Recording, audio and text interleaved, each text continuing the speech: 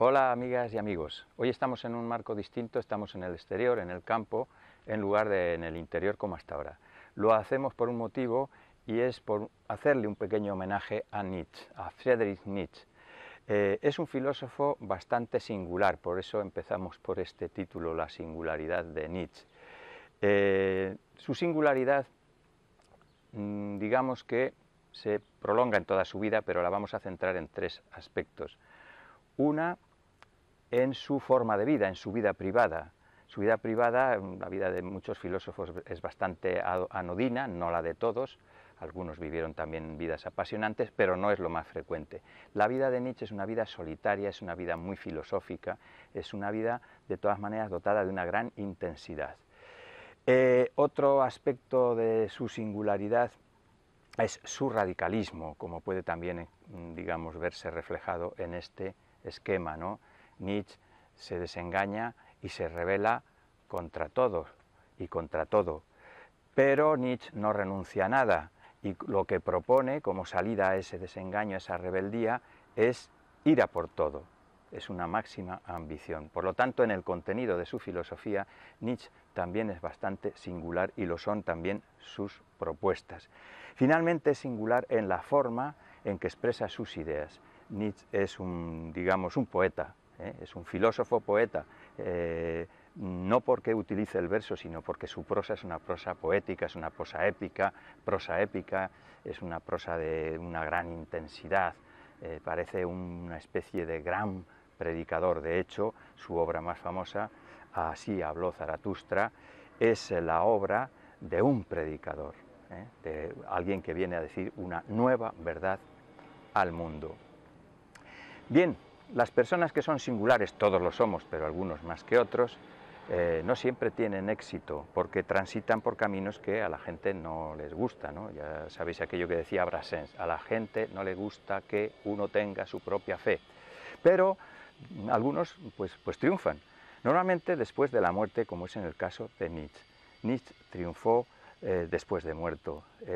Murió en el año 1900, aunque llevaba casi, no sé si más de 10 años ingresado fuera de la circulación en un sanatorio, y es después de su muerte que Nietzsche es, digamos, reconocido, que su singularidad es valorada. Bien, ¿en qué consiste la singularidad de Nietzsche? Algunos lo atribuyen, como he dicho antes, a su forma literaria, a que escribe de una manera apasionada y apasionante. Es fácil de leer en ese sentido, ¿no? Sobre todo si a uno le gusta la poesía. Pero esto es una manera quizás de minusvalorar su filosofía, su pensamiento, que es un pensamiento, como hemos dicho, bastante radical y bastante estimulante, es decir, hace propuestas que son un desafío, y eso es estimulante para la filosofía y para el cerebro humano. Lo hemos dividido en dos partes que se corresponden con estas dos fases de su, digamos, decepción y de su experiencia vital. El desengaño y la rebeldía que eso produce. El desengaño, la decepción producen rabia, y la rabia a veces produce rebeldía, y es bueno, porque si no, si te quedas con la rabia y no es productiva, se vuelve contra ti. Nietzsche utiliza su rabia para hacer una gran propuesta, para crear una gran obra. Por lo tanto, vamos a empezar por la parte, digamos, de crítica, Nietzsche contra todos y contra todo, y luego por la parte, digamos, asertiva, ¿no? Nietzsche a por todo. Bien, ¿contra qué se revela Nietzsche? Decimos, pues contra todos y contra todo. ¿Qué es ese todos y ese todo? Pues toda la tradición cultural de Occidente, ni más ni menos. ¿Y esa tradición en qué consiste? Bueno, convencionalmente se admite que lo que llamamos Occidente, sobre todo a nivel intelectual, tiene dos grandes pilares. Uno es la filosofía clásica, la filosofía griega, y el otro el cristianismo. Por cierto, Nietzsche nace en el seno de una familia, pues de una larga tradición religiosa. Su padre, que murió joven, era pastor protestante, pero también lo eran su abuelo materno y el paterno. Quizás la primera decepción o desengaño de Nietzsche es contra la propia religión, porque él en principio iba destinado a seguir la tradición familiar y desde luego se rebela contra ello. La religión, el cristianismo, le desencanta, y por lo tanto le decepciona. Y Nietzsche lo que hace entonces, aunque era profesor de filología clásica, pues es dedicarse a la filosofía. Abandona, digamos, el ámbito académico, donde además no fue reconocido, digamos, justamente, y se dedica a una vida solitaria, a una vida de creación filosófica. En el campo, él decía, por eso estamos haciendo esta exposición en el campo, que los pensamientos no deben nacer de los gabinetes y del mundo académico profesoral, sino del contacto con la naturaleza, con el ejercicio, con la montaña, con el aire limpio, con el mar. Bien, a eso se dedica Nietzsche. Y en la filosofía, ¿qué sucede? Que la filosofía también le decepciona. Le decepciona la filosofía que ha habido hasta ahora, marcada por su origen, que es el racionalismo griego, y concretamente Sócrates y su discípulo Platón. ¿Qué tiene que imputarle Nietzsche al racionalismo? Pues lo mismo que al cristianismo, y es que rechazan la verdadera realidad, la autenticidad de lo real. ¿Y cuál es la autenticidad de lo real? Nietzsche aquí no es absolutamente original, puesto que toma una idea que ya Schopenhauer, a quien él reconoce como su, digamos, inspirador, había dicho antes que él. La realidad, digamos, verdadera, la auténtica, la novelada por nuestras historias, es la vida. La vida como un epifenómeno, es decir, como un magma del cual sale todo lo demás, que es anterior a la razón, al hombre y a todo. La vida como algo inabarcable por la razón y que tiene su buena parte de misterio, porque es imposible que el ser humano la pueda asimilar como si fuera Dios o un Dios creador, como dice el cristianismo. La vida se manifiesta en voluntad, voluntad de persistir, de sobrevivir, de vivir, voluntad de vivir. Eso es lo que dice Schopenhauer, ¿no? Nietzsche lo va a transformar en la voluntad de poder, que luego explicaremos. Pero ya digo que ni siquiera Nietzsche es absolutamente, digamos, único y absolutamente original. Por lo tanto, se le puede encuadrar con Schopenhauer en una corriente que es el vitalismo, una corriente que llega desde el siglo XIX hasta el XX y que se caracteriza por una crítica a la razón tal como se ha entendido hasta ahora, sobre todo como se ha entendido en el siglo XVIII, la razón ilustrada. En el siglo XVIII, ¿qué sucede? Que la razón llega a un momento de esplendor, que se escribe la razón con mayúscula, que tenemos la ciencia de Newton, que parecía ya la palabra definitiva sobre el mundo, la física de Newton, que tenemos el racionalismo filosófico de Kant, por ejemplo, que parece que podemos dar respuesta a todo desde la razón, a todo y a todos. Eso es lo que niega el vitalismo, porque para el vitalismo no hay una respuesta única, ni hay algo que valga para todos, sino que la vida es algo que desborda a la razón. Bien, Nietzsche se centra, además es así como comienza su obra filosófica, en el origen y las consecuencias de un error histórico, que ya hemos dicho cuál es, ¿no? Empezamos por la filosofía de Sócrates. ¿Qué hace Sócrates?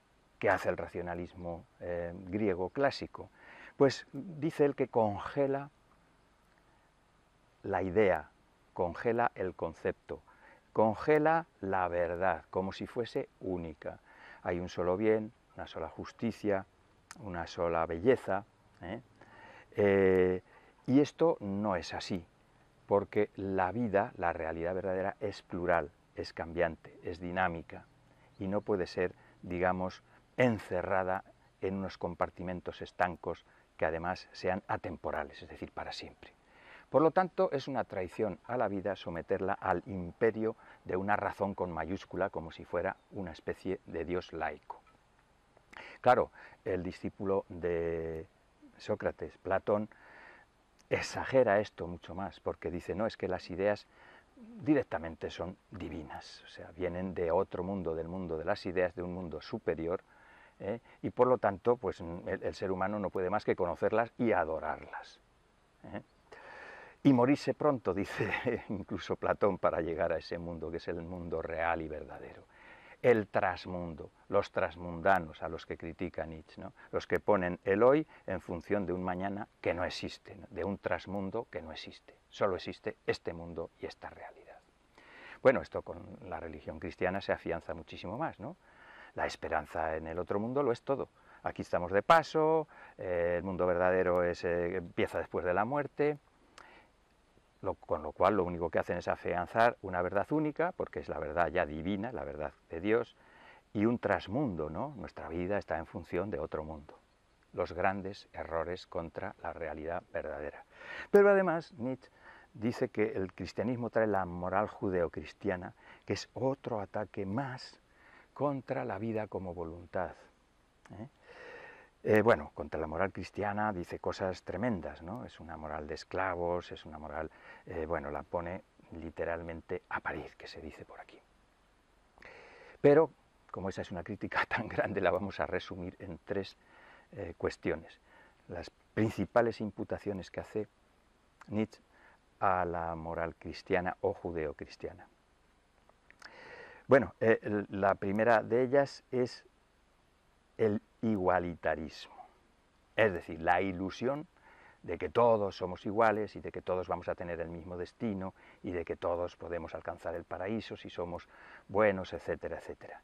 El igualitarismo, que para él es una forma de gregarismo, es decir, una forma de igualdad pero a la baja, ¿no? De igualdad pero rebajando los planteamientos, la ambición, la vida. Limitar la vida a lo más pobre y así seremos todos iguales. Es algo que expresa nuestro gran poeta Quevedo en digamos, unos versos que dicen así: igualdad, oigo gritar al licenciado Joroba, y yo me pongo a pensar, ¿querrá quitarse la chepa o nos quiere jorobar? Es decir, es una igualdad que nace del resentimiento, ¿no? Si yo tengo una joroba, que la tengan todos. Si yo estoy fastidiado, que estén fastidiados todos. Si yo soy un mediocre, que lo sean todos. Si yo no puedo llegar a las más altas cumbres de la vida, pues que todos se limiten a una media a donde todos podamos llegar. Evidentemente, como veis, la crítica es bastante radical, porque hace del ideal igualitario, que es un igualdad revolucionario, pues hace una crítica psicológica y sociológica muy radical. La segunda cuestión que imputa a la moral cristiana es evidente, ¿no? La moral cristiana, toda ella está orientada a frustrar el instinto, a controlarlo, a gobernarlo, a limitarlo, incluso a castrarlo, a la vida instintiva. Cuando la vida instintiva es una manifestación de la realidad verdadera, es decir, de la vida. Y luego está el tema que ya hemos tratado de lo transmundano. Hay que vivir no en función del presente, sino de un futuro que además es un futuro ilusorio, de otro mundo, de otra realidad, que la razón ilustrada ha transformado no en un cielo o un paraíso más allá, pero sí en el más allá de la historia. Es decir, la razón ilustrada lo que dice es que hay que vivir en función de la idea de progreso, hay que sacrificarse ahora para el progreso de mañana. Al final vendrá pues la sociedad perfecta, la sociedad ilustrada o la revolución, porque él entiende que los revolucionarios, socialistas, anarquistas son unos continuadores de los ilustrados y a su vez unos continuadores de los cristianos, porque aplazan toda la vida del presente a un futuro ilusorio, ya que el tiempo, como vamos a ver aquí, no progresa, no es una especie de línea ascendente, que va como las empresas de menos a más, sino que es un círculo donde todo está obligado a repetirse. Bien, hecha esa crítica radical, Nietzsche va a por todo, es decir, dice, no renuncia a nada, no renuncia a la inmortalidad, no renuncia a la vida y no renuncia a la superación.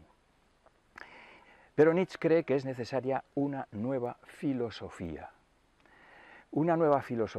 que parta de un hecho, que es la muerte de Dios. La muerte de Dios, evidentemente, es la muerte de la idea de Dios, la muerte de una verdad única, la muerte de una idea de la razón con mayúscula como una especie de referente universal.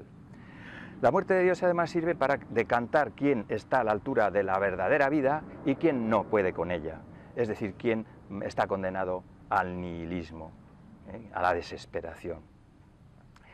Evidentemente, cuando asumimos la muerte de Dios, entramos en el ámbito de la realidad verdadera que, por supuesto, no podemos conocer como si fuéramos el Dios creador.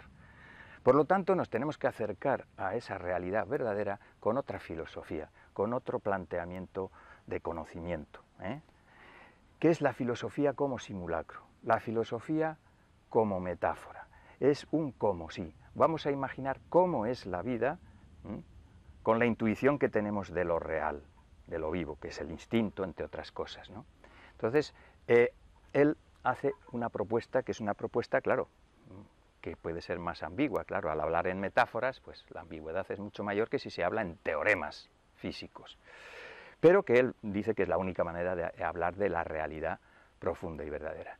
Y utiliza tres grandes metáforas que son lo más conocido, claro está, de su filosofía, que son la voluntad de poder, el eterno retorno y el superhombre. La voluntad de poder hemos hablado de ella, es la vida que se manifiesta, la vida que se manifiesta en todo lo vivo, en un fragmento de hierba que crece entre las rocas y que lucha por su espacio, y también en el ser humano. En el ser humano se manifiesta como instinto, pero un instinto que va más allá del instinto animal. También tenemos los instintos animales que él reconoce y que no los reconoce como malos, a diferencia del cristianismo. Pero los instintos verdaderamente elevados, potentes del ser humano, son los que se refieren a su voluntad de superación. El instinto creador de todo.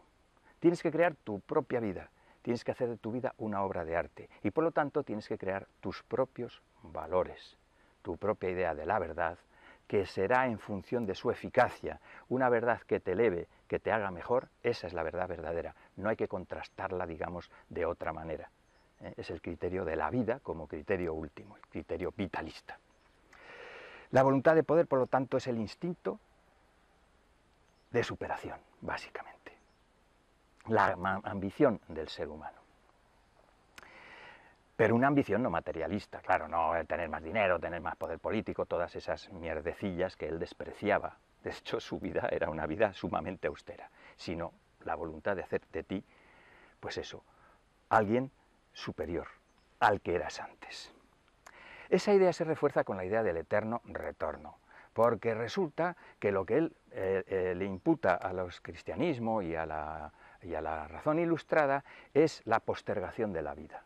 La postergación de la vida significa voy a vivir en función de un futuro, no, tienes que vivir en función del presente, porque el presente es eterno. Todo en la vida está destinado a repetirse eternamente. Esto es algo que destroza al que está viviendo mal, pero que eleva al que está viviendo bien, el que está haciendo lo que cree que debe hacer, ¿no? El que está en la tarea de la lucha por superarse a sí mismo. Ahí le refuerza. ¿Por qué? Porque lo que está haciendo, si lo está haciendo bien, está destinado a la eternidad. Siempre estará bien hecho. Y el que lo hace mal. Así llegaríamos al superhombre, que es el que supera la muerte de Dios, el que supera la falsedad de las ideas anteriores y el que se centra en la autorrealización, en hacer de él alguien superior, en crearse a sí mismo. Es una especie de hacerse de sí una divinidad, no una divinidad absoluta, sino la divinidad para él mismo. Ser tú, tu propio Dios, eso sería el superhombre. Bueno, vamos ahora con la conclusión, que en este caso me parece especialmente relevante y además muy adecuada para los tiempos que vivimos, para el tiempo presente. Yo decía que parte del éxito de Nietzsche obedecía evidentemente a su forma de expresión, es decir, que es un poeta. También parte de éxito es por su radicalidad, ¿no? Que también, oye, a veces llama la atención a alguien que está diciendo algo que realmente suena a nuevo, a radical, y a algunos les repele, pero a muchos también les atrae. Yo creo que hay otro tercer motivo, y es un motivo que conecta con todos nosotros, con la mayoría de la gente, con lo que diría Nietzsche es algo humano, demasiado humano. Y es lo siguiente: ¿quién no se ha sentido desengañado, decepcionado por la realidad en la que vive? por la realidad que conoce, por la realidad social, por lo que llamamos la vida cotidiana, ¿no? Por nuestra cultura, nuestra civilización, nuestra sociedad. Muchas veces palabras grandilocuentes, ¿no? Como verdad, justicia, bien, libertad, progreso, solo han servido para utilizarlas en la justificación de una realidad que es todo lo contrario, que es injusta, que es mediocre, que es banal, que nos decepciona. Y sobre todo en momentos de crisis, ahí la decepción ya se generaliza mucho más. Bueno, pues en esos casos sucede lo siguiente, y es que podemos desengañarnos y vincular ese desengaño y esa, digamos, esa rabia hacia la rebeldía y hacia propuestas realmente, digamos, que modifiquen la realidad, a propuestas revolucionarias, diríamos, pero también sucede lo contrario, y es que puede que nos vayamos al otro extremo, es decir, nos vayamos al extremo de buscar una especie de salvador, una especie de superhombre, pero de superhombre autoritario, de autoridad que nos libere a nosotros de tomar las decisiones y que nos meta a todos en cintura. Claro está, esto no es lo que pretendía Nietzsche, ni mucho menos, pero hay que tener en cuenta una cosa, y es que Nietzsche hace una filosofía de metáforas y contiene a veces grandes ambigüedades. Cuando habla de la igualdad, ¿qué igualdad está negando? ¿La igualdad de los derechos, por ejemplo? Que tanto nos ha costado, digamos, admitir, porque implantar estamos todavía esperándola. La igualdad de derechos o otro tipo de igualdad que es más, digamos, filosófica o psicológica. Cuando habla del superhombre, ¿a qué se está refiriendo? ¿Al destino de unos pocos que todos los demás tienen que soportarlo? Hay ciertas ambigüedades, claro está, en la interpretación de Nietzsche. Y por eso sus intérpretes pues, van de un lado al otro del espectro digamos, sociológico e ideológico. Por ejemplo, tenemos este librito que yo os aconsejo, es un librito pequeño, muy bien escrito, para mí es la mejor síntesis de la filosofía y de la vida de Kant, porque el tamaño no habla de su intensidad. Nietzsche y su obra, de Fernando Savater. Es un libro además escrito desde la empatía, es decir, Fernando Savater no oculta aquí que tiene simpatía por Nietzsche. De hecho, la frase que se cita en la contraportada, una frase de Nietzsche, dice lo siguiente: allí donde el Estado acaba, mirad allí, hermanos míos, ¿no veis el arco iris y los puentes del superhombre? Es decir, parece aquí Nietzsche un anarquista, ¿no? Aunque él habló pestes de los anarquistas por su igualitarismo. Parece un anarquista porque dice que cuando acaba el Estado, pues puede empezar el superhombre, es decir, la liberación total. Pero hay otro autor que hace un análisis muy diferente. Es un libro clásico de George Lukács, El asalto a la razón, donde hace un análisis de de Nietzsche, dentro de un movimiento filosófico que con el pretexto de luchar contra la razón ilustrada, lo que lucha es contra, digamos, los intentos de transformación social, contra la, digamos, lucha a favor de la justicia social, es decir, contra la revolución, es decir, que lo pinta como un reaccionario. Y cita textos que también avalan esa propuesta. Por lo tanto, la ambigüedad de Nietzsche es un reflejo de la ambigüedad que hay en la sociedad. Cuando hay una crisis podemos vincularnos a una superación, a una rebeldía por crear algo mejor, y va a ser difícil crearlo en contra de todos. Será mejor o más fácil o posible crearlo con todos o con la mayoría, pero también nos puede llevar al otro lado, al extremo de buscar la voluntad de poder en un poder externo a nosotros, en un poder fuerte, en unos superhombres que acaban siendo pues los clásicos dictadores y monstruos de siempre. Fijaros, un Hitler o un Stalin o personajes similares que tuvieron un cierto, digamos, predicamento popular. Pues nada, que elijamos bien, que elijamos el buen Nietzsche en lugar del mal Nietzsche, porque todos tenemos un punto bueno y otro menos bueno.